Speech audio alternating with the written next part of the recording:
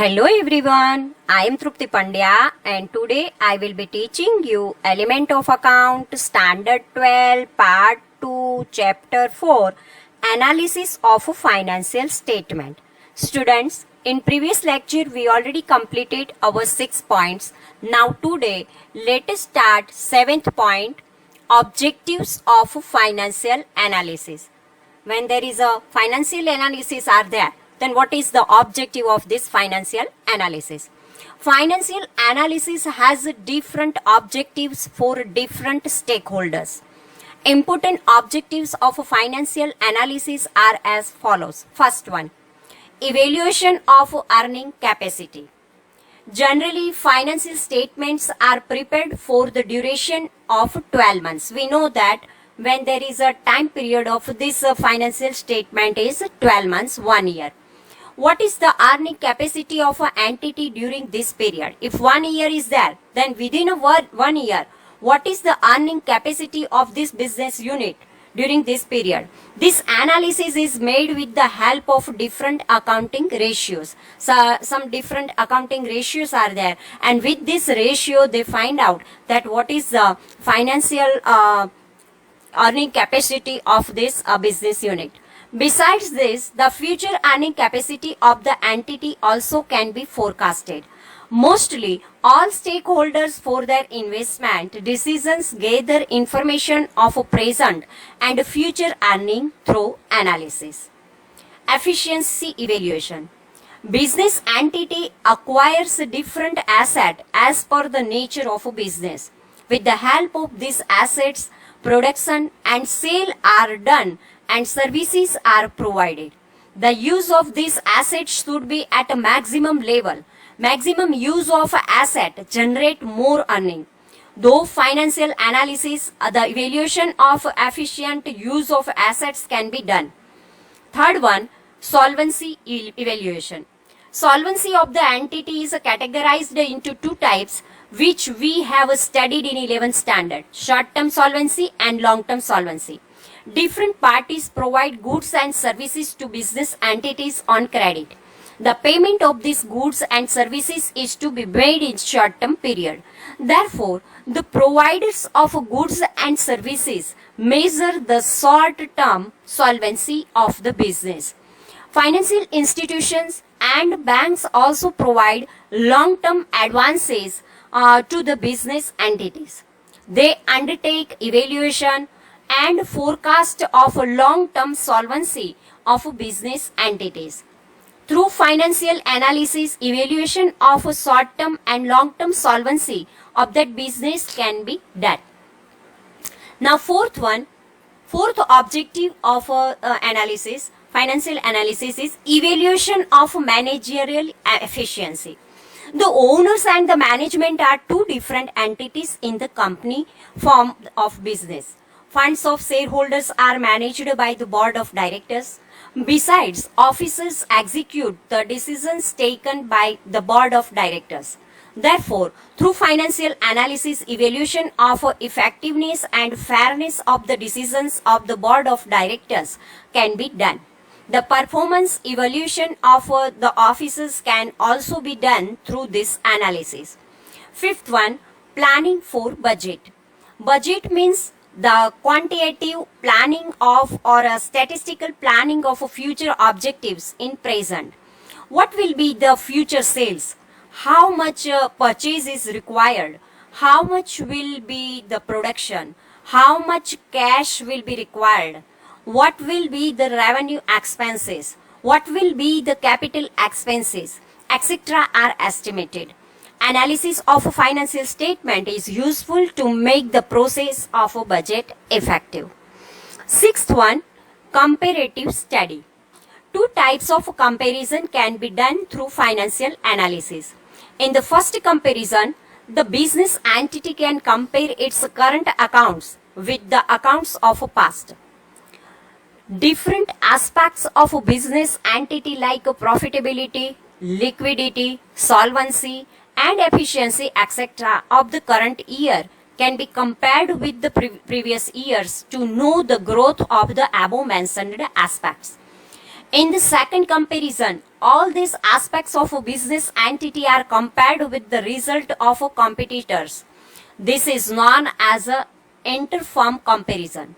Whether business entity is strong or weak as compared to its competitors can be ascertained through financial statement analysis. Seventh one, simplicity to understand accounts. Financial accounts are prepared on the basis of a determined rules, principles, and terminology. It is possible that all the users of financial accounts may not have a full knowledge pertaining to financial accounts. Under these circumstances, financial statement analysis helps to understand the financial accounts. In financial analysis, the presentation of a financial account is done in various ways. It provides simplicity to the user to understand financial accounts. Therefore, they can make their investments and other decisions. In brief, the financial analysis assists to understand the financial accounts. Due to the analysis of financial statements, different objectives can be achieved. These objectives explain the significance of this analysis of financial statements. Now, all the objectives of a financial analysis is over. Now, 8th point, use of financial analysis. What is the use of this financial analysis? Generally, 4 different aspects are analyzed from the analysis of financial statements. First one, analysis of profitability. This discloses the earning capacity of a business entity. Second one, analysis of liquidity. This discloses the short-term solvency of a business entity. Third one, analysis of solvency. This discloses the long-term solvency of a business entity. Fourth one, analysis of efficiency. This explains the degree of use of assets.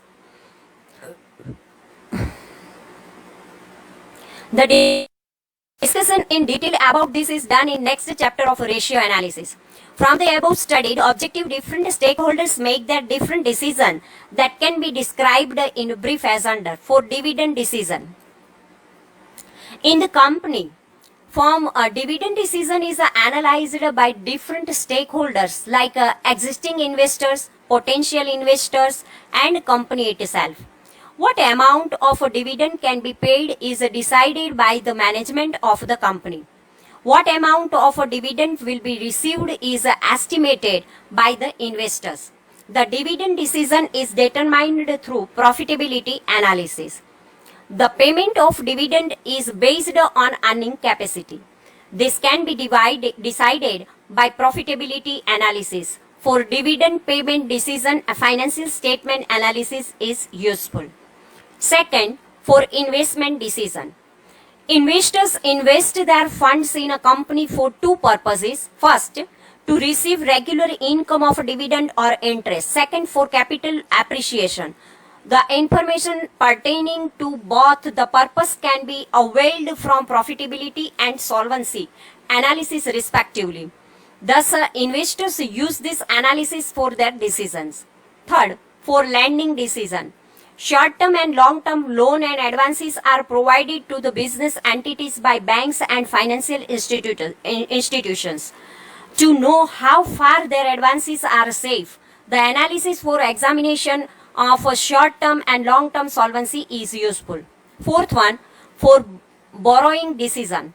This decision is useful to the business entity itself.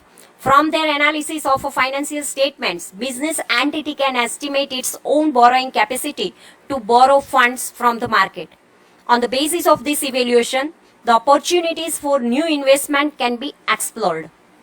Now, 9th point, users of financial analysis. Who use this financial analysis? The information disclosed in the financial statements can be used directly by the stakeholders. But after having analysis of financial statements, the information of financial statements become more precise and understandable.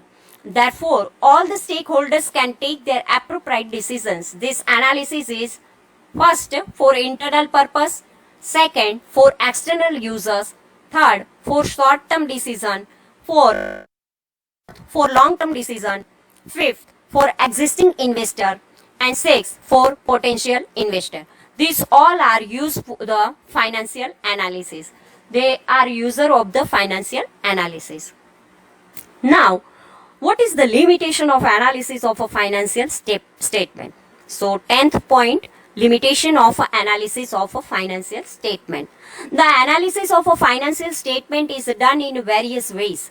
This is useful to different parties, different stakeholders, acquired appropriate information about a good and weak aspect of a business entity. Through this analysis, however, there are some limitations of a financial statement analysis. Thus, as and when financial statement analysis is undertaken, the following limitations should also be considered. First, historical data. Financial accounts are prepared on the basis of past transactions. Thus, financial accounts are known as historical accounts. The analysis of financial statements is based on historical information. From this analysis, the future can be forecasted. The shareholders and other parties are more concerned with the future of a business entity, which cannot be availed from this analysis, but the estimation of a future can be made. Second one, ignorance of inflation. Due to inflation, information disclosed in a financial statement does not represent the real status. Specifically, at the time of the valuation of assets, the impact of inflation is ignored in financial statements. Assets are disclosed at their old value and replacement cost, which is higher, is not considered. Income statement is prepared at current prices and a balance sheet discloses actual prices of past. Thus, one statement is prepared as per current price and other financial statement is prepared as per the historical price. In brief, the value of money is not considered comprehensively. Therefore, the result as per financial statement analysis might fail to provide guidance. Third one, absence of a qualitative aspect. During financial statement analysis, only quantifiable items are considered, but the factors like a contribution of workers for development of business and loyalty of a management towards business entity, honesty, expertise, etc. are not considered. All these factors have a relation with the efficiency of a business, but these are ignored. This can also be considered as a limitation of a financial statement analysis. Fourth one, based on presentation of financial statements. The operation of analysis is done on the basis of information provided in financial statements. The correct and fair analysis and interpretation are entirely based on information disclosed in the financial statement. There is a direct relation between true and fair information and effective and efficient analysis. Thus, if information of a financial statement is incorrect or inadequate, the true and fair analysis of information cannot be done.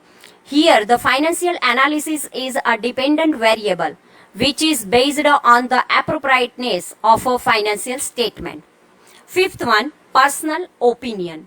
There are options in accounting for preparing the account. As example, use of a depreciation method, inventory valuation method. Thus, there is a possibility of a personal opinion.